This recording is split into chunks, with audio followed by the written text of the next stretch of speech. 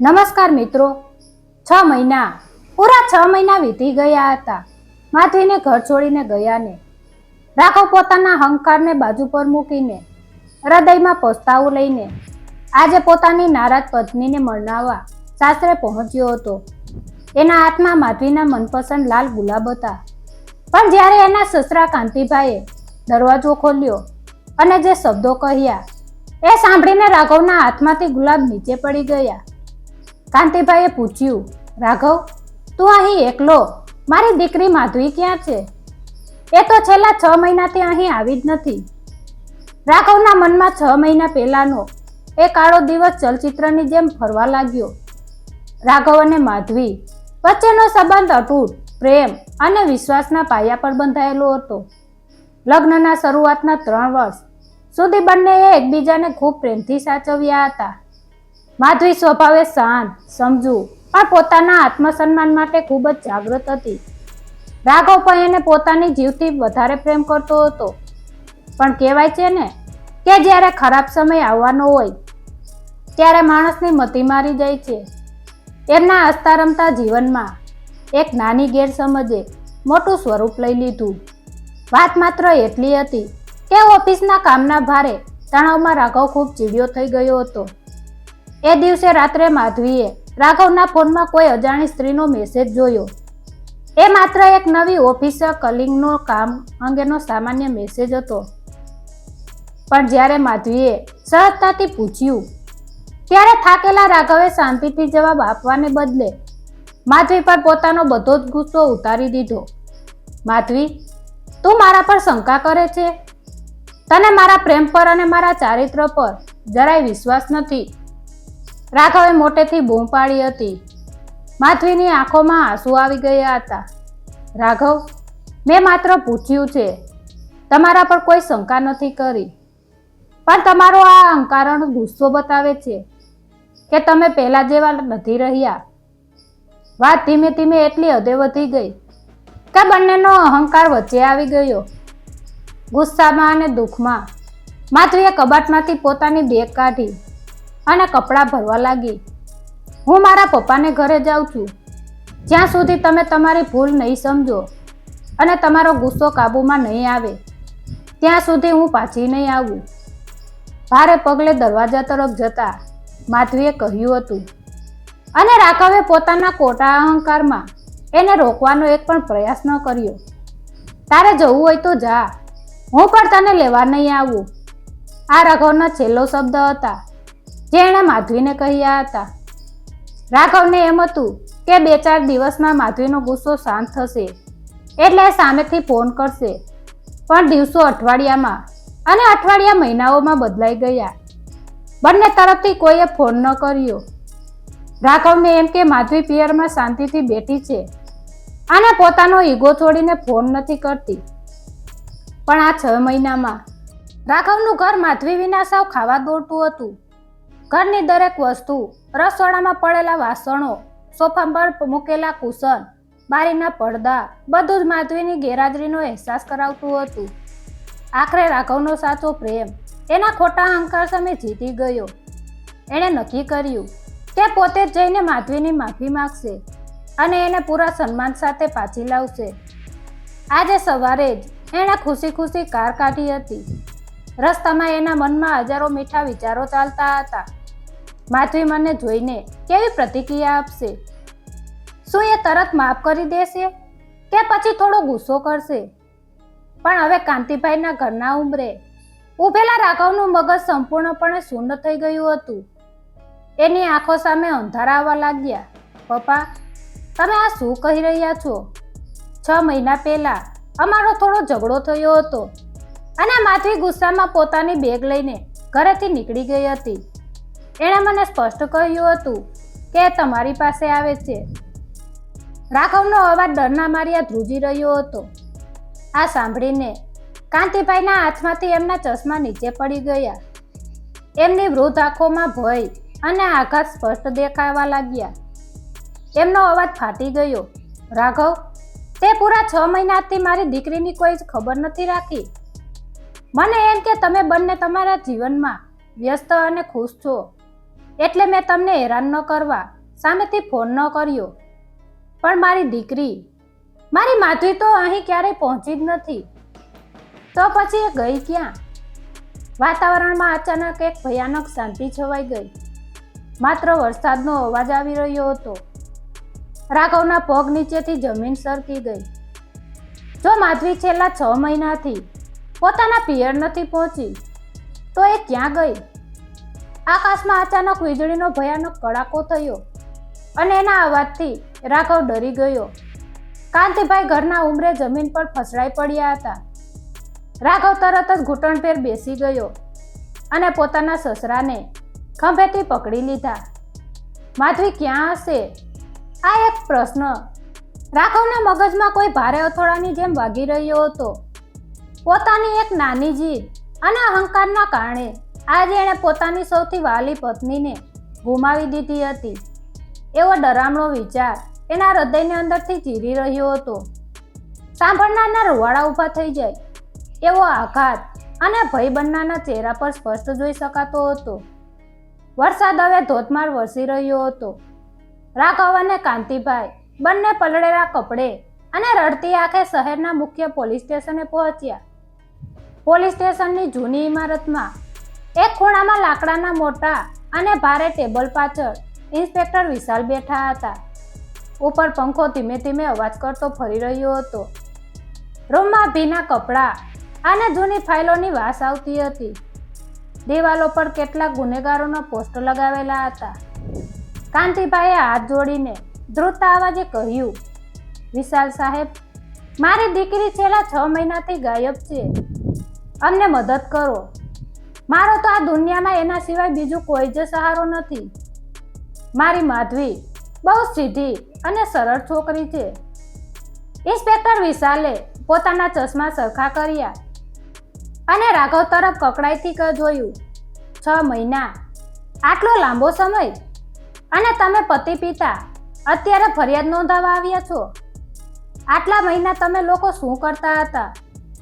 કોઈ માણસ 6 મહિનાથી ગાયબ હોય અને ઘરના લોકોને ખબર જ ન હોય, એવું તો મેં મારી નોકરીમાં પહેલી વાર જોયું છે.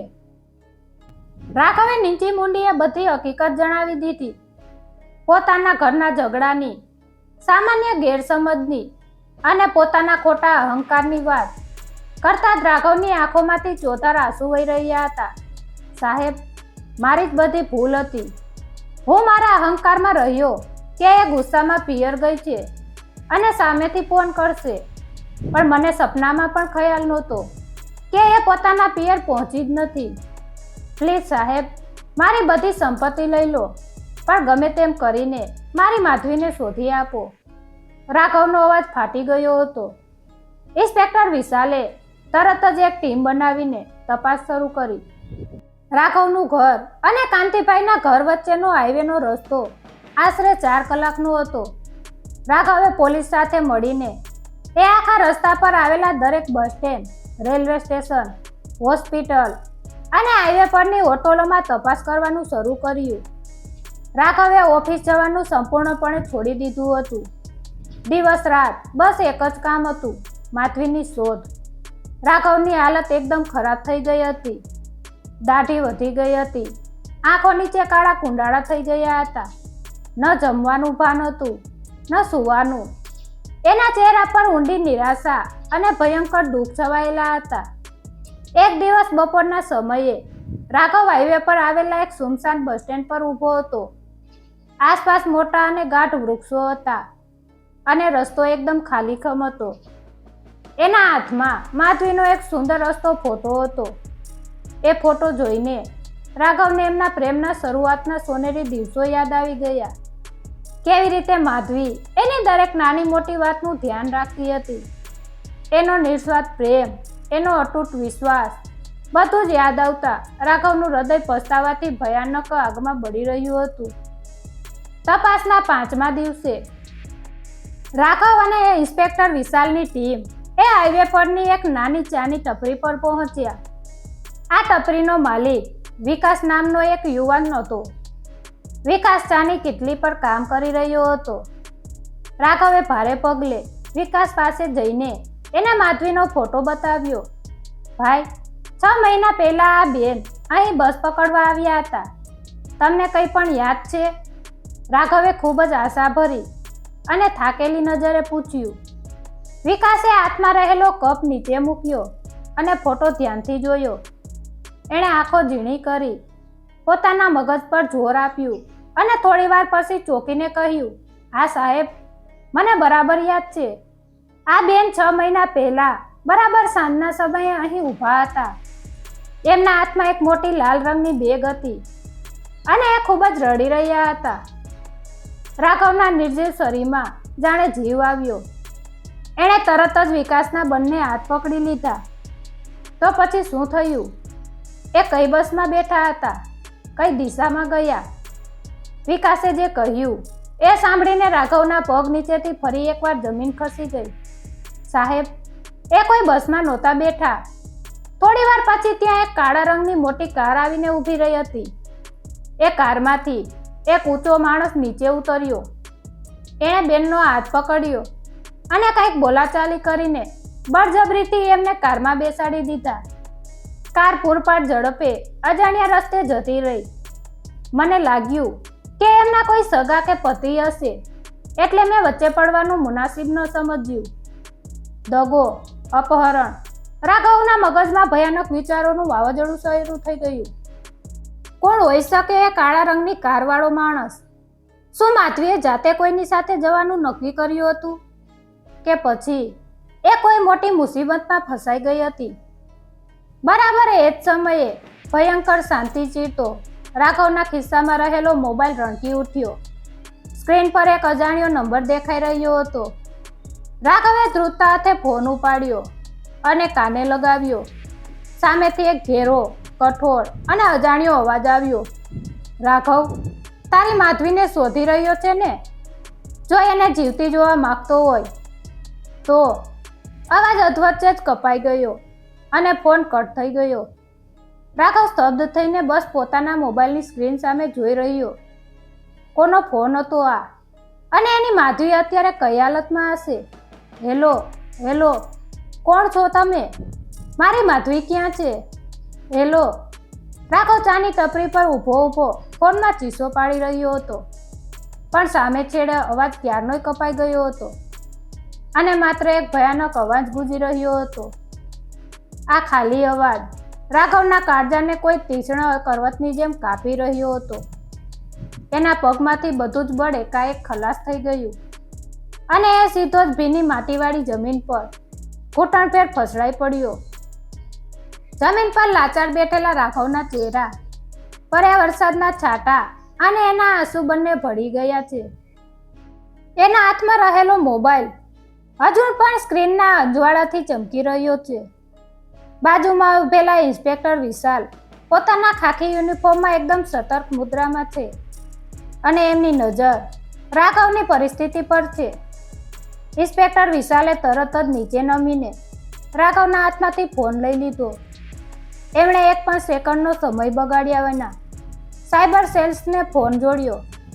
મને અત્યારે જ આ છેલ્લે આવેલા ઇનકમિંગ કોલનું એક્ઝેક્ટ લોકેશન ટ્રેક કરીને આપો.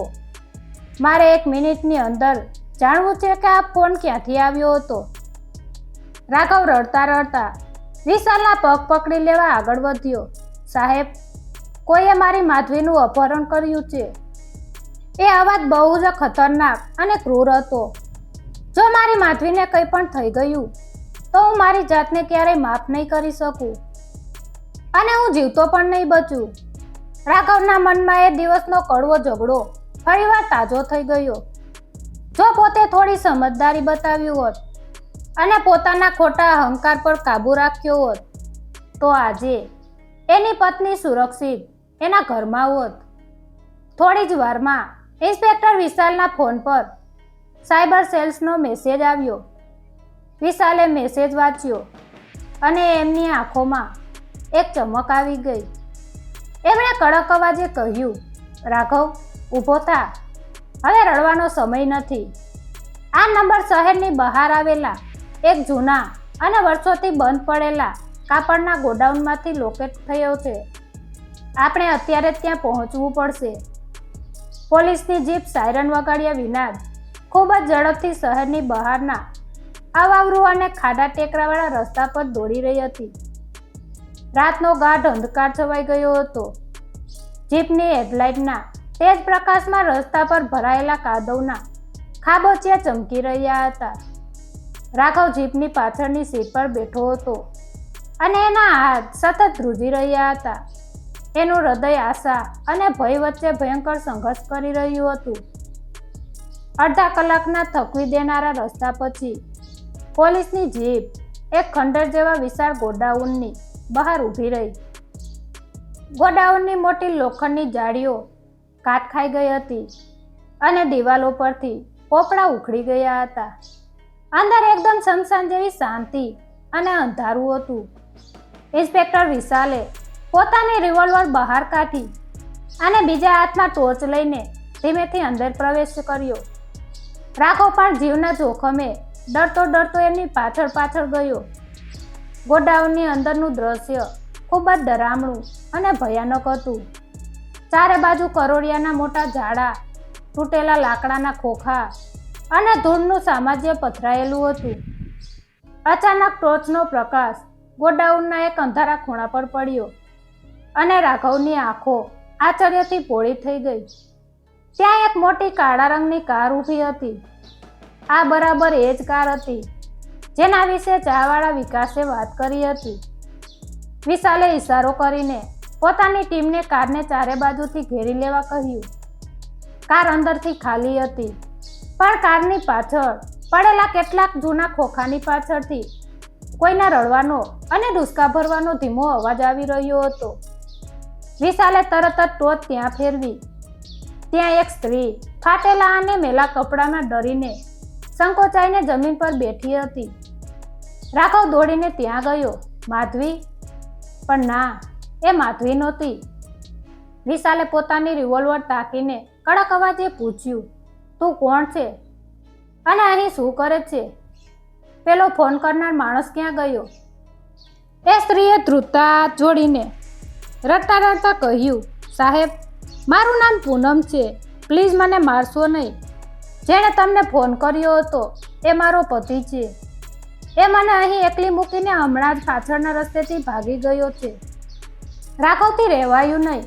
એણે પૂનમની એકદમ નજીક જઈને ગુસ્સામાં બૂમ પાડી, તારા પતિએ મારી માધવી સાથે શું કર્યું છે? 6 મહિના પહેલા તમે લોકોએ એને બસ સ્ટેન્ડ પરથી જબરદસ્તી કારમાં બેસાડી હતી ને? ક્યાં છુપાવી છે મારી પત્નીને? પૂનમે નીચું જોઈને રડતા એક ભયાનક સત્ય પરથી પડદો ઉઠાવ્યો. હા સાહેબ, એ દિવસે અમે જ માધવીબેનને કારમાં બેસાડીને અહીં લાવ્યા હતા. પણ સાહેબ, અમે કોઈનું અપહરણ નથી કરતા. આ તો એક મોટો દગો હતો. કોઈએ અમને બહુ મોટી રકમ આપી હતી માધવીબેનને રસ્તામાંથી કાયમ માટે હટાવી દેવા માટે, જેથી એ ક્યારેય પોતાના ઘરે પાછા ન જઈ શકે. દગો? રાઘવના પગ નીચેથી ફરી એકવાર જમીન સરકી ગઈ. મારી માધવીએ રસ્તામાંથી કોણ હટાવવા માંગતું હતું? કોને એનાથી દુશ્મની હોઈ શકે? એ તો આ દુનિયામાં કોઈનું ખરાબ ઈચ્છતી જ નહોતી. પૂનમે પોતાની પાસે પડેલી એક મેલી કાપડની થેલીમાંથી ધ્રુજતા હાથે એક ફોટો કાઢ્યો. જેણે એમને પૈસા આપ્યા હતા અને આ આખું ષડયંત્ર રચ્યું હતું. એ માણસનો ફોટો આ રહ્યો સાહેબ. ઇન્સ્પેક્ટર વિશાલે પોતાની ટોર્ચનો પ્રકાશ એ ફોટા પર ફેંક્યો. રાઘવે આગળ વધીને એ ફોટો જોયો અને એકાએક એનું આખું શરીર બરફની જેમ થીજી ગયું. એના હાથમાંથી ફોટો સીધો જમીન પર સરકી ગયો. એની આંખો ફાટી ગઈ અને મોઢામાંથી એક વેદનાભરી ચીઝ નીકળી ગઈ. ના, આ ક્યારેય શક્ય જ નથી. આ માણસ મારી માધવી સાથે આવો ભયંકર દગો કઈ રીતે કરી શકે? ફોટામાં દેખાતો ચહેરો રાઘવ માટે બિલકુલ અજાણ્યો નહોતો. પણ એ ચહેરો કોનો હતો જેણે રાઘવના વિશ્વાસના મૂળિયા હલાવી દીધા હતા? આ ચહેરો? ના, આ ક્યારેય શક્ય જ નથી. આ તો નિશાચ છે. રાઘવના હાથમાંથી જમીન પર પડેલો ફોટો કાદવમાં ખરડાઈ ગયો હતો. પણ એમાં દેખાતો હસતો ચહેરો રાઘવના હૃદયમાં એક ભયાનક આગ લગાડી રહ્યો હતો. જે મિત્ર પર રાઘવે આંખ બંધ કરીને વિશ્વાસ કર્યો હતો, એ જ મિત્ર નિશાએ એની પીઠમાં આટલું મોટું ખંજર ભોંક્યું હતું. સાંભળનારના પગ નીચેથી જમીન સરકી જાય એવો આ ભયંકર દગો હતો. ઇન્સ્પેક્ટર વિશાલની ટોર્ચનો પ્રકાશ રાઘવના આઘાતગ્રસ્ત ચહેરા પર પડી રહ્યો હતો. રાઘવની આંખોમાં આંસુની સાથે હવે ક્રોધના અંગારા પણ દેખાઈ રહ્યા છે. જમીન પર બેઠેલી પૂનમ ડરથી કાંપી રહી છે. ઇન્સ્પેક્ટર વિશાલે રાઘવને ખંભેથી પકડીને ઠંઠોડ્યો. રાઘવ, કોણ છે આ નિશા? અને એ તારી પત્નીની પાછળ કેમ પડી છે? રાઘવ બંને હાથ વડે પોતાનું માથું પકડીને રડી પડ્યો. એના અવાજમાં હવે માત્ર દુઃખ અને પસ્તાવો જ હતો. સાહેબ, નિશા મારી ઓફિસમાં મારી સાથે જ કામ કરે છે. એ મારી બહુ સારી મિત્ર હતી. મને ક્યારેય ખ્યાલ જ ન આવ્યો કે એના મનમાં મારા માટે ખોટી ભાવનાઓ હતી અને એ માધવીની જગ્યા લેવા માંગતી હતી. 6 મહિના પહેલા જે રાત્રે મારો અને માધવીનો ઝઘડો થયો, એ ઝઘડાનું કારણ પણ નિશાનો જ એક મેસેજ હતો. નિશાએ જાણી જોઈને મોડી રાત્રે એવો મેસેજ કર્યો હતો જેથી અમારા પતિ પત્ની વચ્ચે ગેરસમજ ઊભી થાય. અને હું મૂર્ખ, મારા અહંકારમાં એટલો આંધળો થઈ ગયો હતો કે મેં મારી પત્નીના સાચા પ્રેમને ઠુકરાવી દીધો અને આ નિશા પર વિશ્વાસ કર્યો. માધવીના એકદમ સાચા અને નિસ્વાર્થ પ્રેમ સામે પોતાનો ખોટો ગુસ્સો યાદ આવતા રાઘવનું હૃદય ચૂરચૂર થઈ ગયું. વિશાલે કડકાઈથી પૂનમ તરફ જોઈને પૂછ્યું, આગળ શું થયું? તારા પતિને નિશાએ કેટલા પૈસા આપ્યા હતા? અને મારી એક વાત કાન ખોલીને સાંભળી લે. જો તે આજે સાચું ન કીધું તો આખી જિંદગી જેલના સળિયા પાછળ સડવું પડશે. ક્યાં છે માધવી?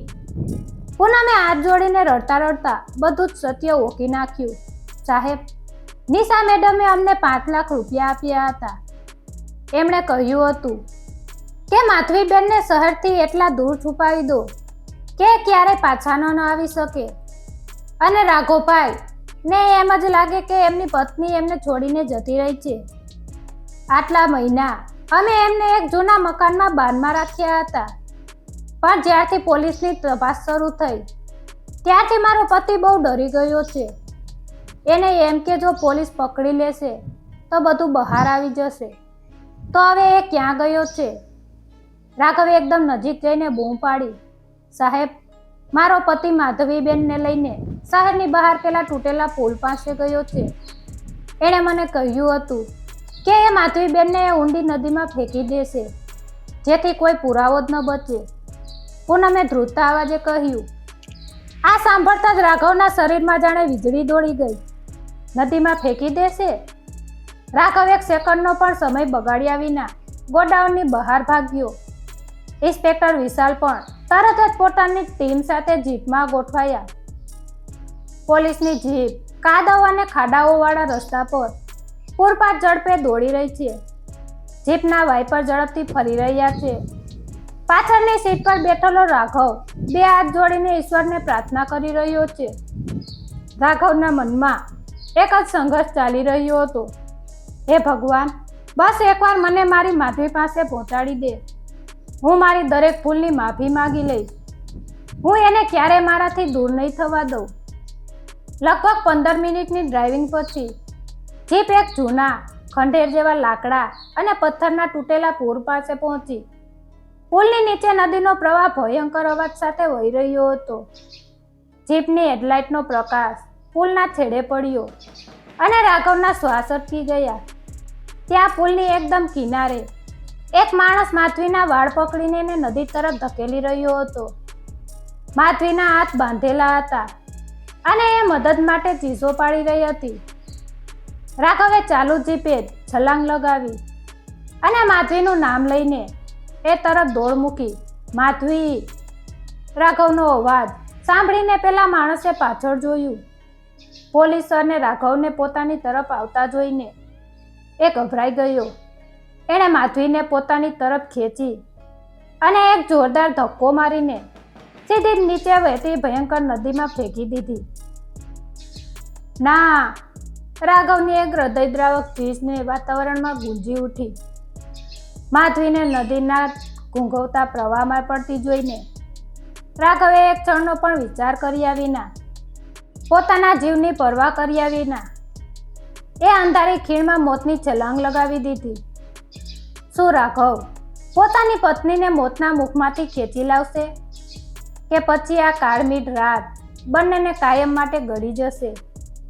તૂટેલા લાકડાના પુલ પર ઇન્સ્પેક્ટર વિશાલની બંદૂકમાંથી ગોળી છૂટે છે. પેલા અપહરણકારના પગમાં ગોળી વાગતા જ એ ચીજ પાડીને પુલ પર પડી જાય છે.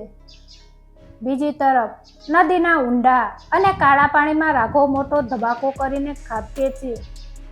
વીજળીના ચમકારામાં નદીના ઊંચા ઉછળતા મોજા અને ભયંકર વમળો સ્પષ્ટ દેખાય છે. પુલ પરથી કૂદ્યા પછી રાઘવ નદીના બરફ જેવા ઠંડા પાણીમાં ગરકાવ થઈ ગયો. પાણીનો પ્રવાહ એટલો ઝડપી હતો કે રાઘવને ગોળ ગોળ ફેરવી રહ્યો હતો. પણ આજે રાઘવના શરીરમાં કોઈ અદ્ભુત શક્તિ આવી ગઈ હતી. પોતાના ખોટા અહંકારના કારણે ગુમાવેલા પ્રેમને પાછો મેળવવાની આ છેલ્લી તક હતી. રાઘવે પાણીની અંદર આંખો ખોલી અને હાથ પગ મારીને સપાટી પર આવ્યો. માધવી, માધવી! રાઘવે પાણીના અવાજ વચ્ચે પૂરી તાકાતથી બૂમ પાડી. થોડે દૂર વીજળીના એક મોટા ચમકારામાં રાઘવને માધવીનો દેહ પાણીમાં ડૂબતો અને ઉપર આવતો દેખાયો. માધવીના બંને હાથ પાછળ તરફ મજબૂત દોરડાથી બાંધેલા હતા, જેના કારણે એ બચવાનો કોઈ જ પ્રયાસ કરી શકતી નહોતી. એ પાણી ગળી ગઈ હતી અને એની આંખો બંધ થઈ રહી હતી. રાઘવે પાણીના પ્રવાહને કાપતા પૂરી તાકાતથી માધવી તરફ તરવાનું શરૂ કર્યું. પાણીના રાક્ષસી મોજા વારંવાર રાઘવને પાછળ ધકેલી રહ્યા હતા, પણ એને હાર ન માની. મહા મહેનતે એ માધવી સુધી પહોંચ્યો. રાઘવે તરત જ પોતાનો એક હાથથી માધવીને કમેરેથી પકડી લીધી અને એનું માથું પાણીની બહાર કાઢ્યું. માધવી, હું આવી ગયો છું, તને કંઈ નહીં થવા દઉં. રાઘવ રડતા રડતા હાંફી રહ્યો હતો. હવે સૌથી મોટો પડકાર કિનારા સુધી પહોંચવાનો હતો. રાઘવ એક હાથે માધવીને પકડીને બીજા હાથે પાણી કાપી રહ્યો હતો. નદીના કિનારે ઉગેલા એક મોટા ઝાડની ડાળી પાણી તરફ નમેલી હતી. રાઘવે પોતાની અંતિમ તાકાત લગાવીને એ ડાળી પકડી લીધી અને ધીમે ધીમે માધવીને લઈને કાદવવાળા કિનારા પર ખેંચી આવ્યો. નદીનો કિનારો કાદવ અને પથ્થરોથી ભરેલો છે. રાઘવના કપડાં ફાટી ગયા છે અને એના ચહેરા પર ઉઝરડા પડ્યા છે. માધવી કિનારાની ભીની માટી પર બેભાન અવસ્થામાં પડી છે. એનો ચહેરો સાવ ફીકો પડી ગયો છે. વરસાદ હજુ પણ ધીમો ધીમો વરસી રહ્યો છે. રાઘવે ધ્રુજતા હાથે માધવીના હાથ પાછળથી ખોલી નાખ્યા. એણે પોતાના કાન માધવીના હૃદય પાસે મૂક્યો. ધબકારા સાવ ધીમા થઈ ગયા હતા. એણે બંને હાથ ભેગા કરીને માધવીના પેટ અને છાતી પર દબાણ આપવાનું શરૂ કર્યું. માધવી, આંખો ખોલ, પ્લીઝ, મને માફ કરી દે. મારા અહંકાર અને ગુસ્સાએ તારો જીવ જોખમમાં મૂકી દીધો છે. હું તારા વગર જીવી નહીં શકું. પ્લીઝ, એકવાર આંખો ખોલ.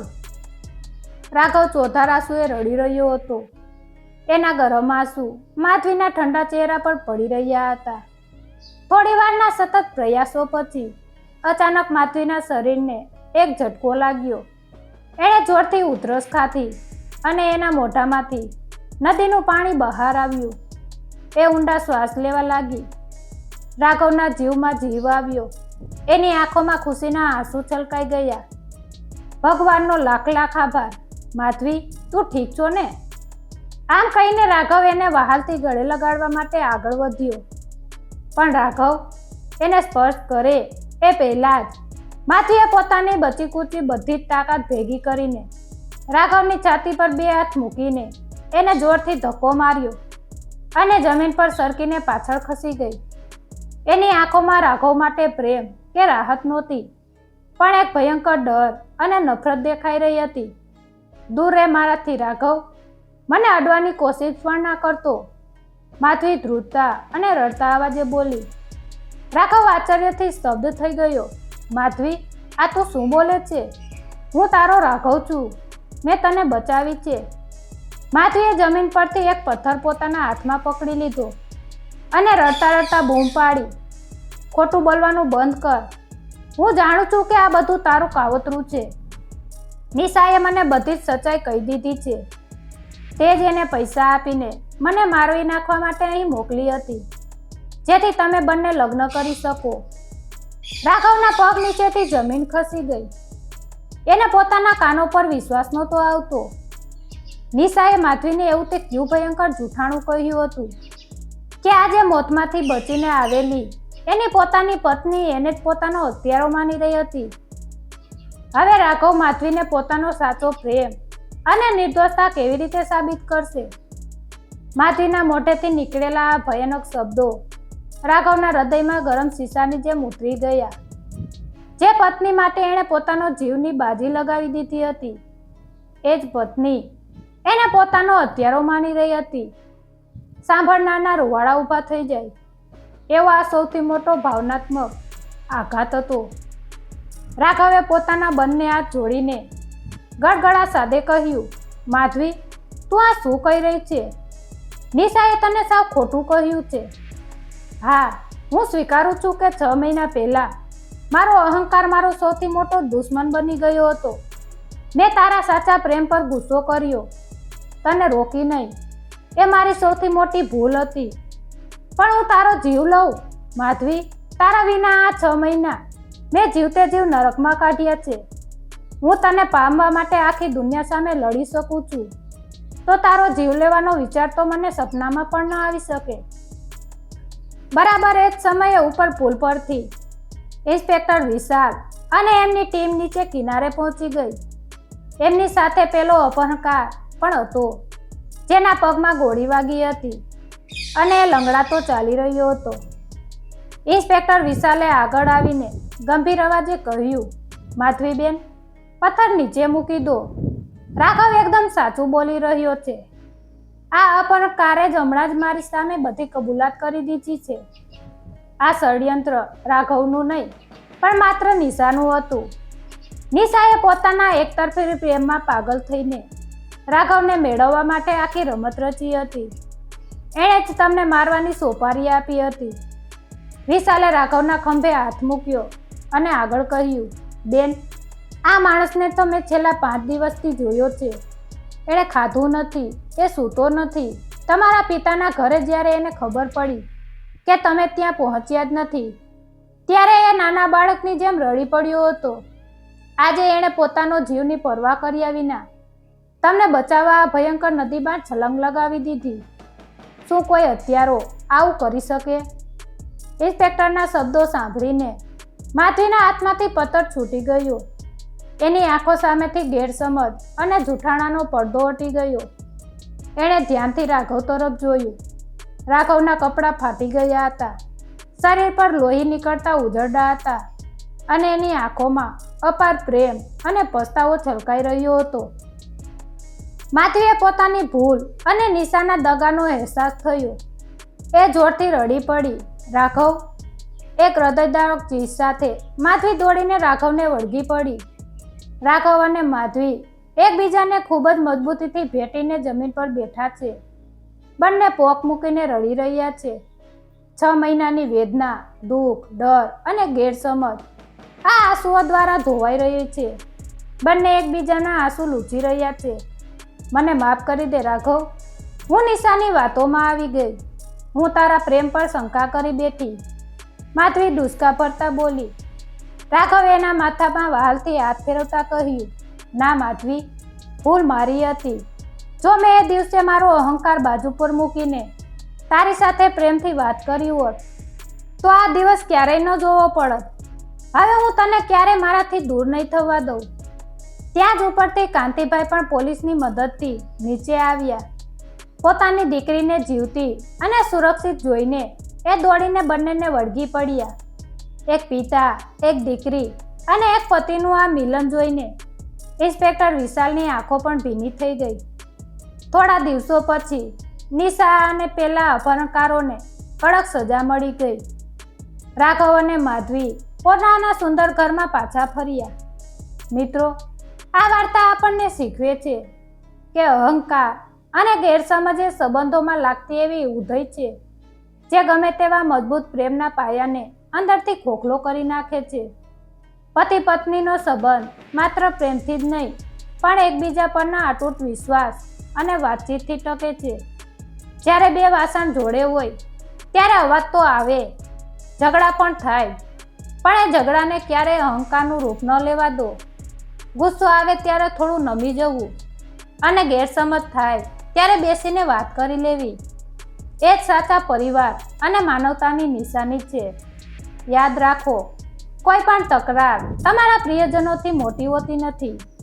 જો રાઘવ અને માધવીએ થોડી સમજદારી બતાવી હોત તો 6 મહિનાનો આ ભયંકર સંઘર્ષ ન થયો હોત. પરિવાર છે તો જિંદગી છે અને વિશ્વાસ છે તો જ સંબંધ છે. આભાર.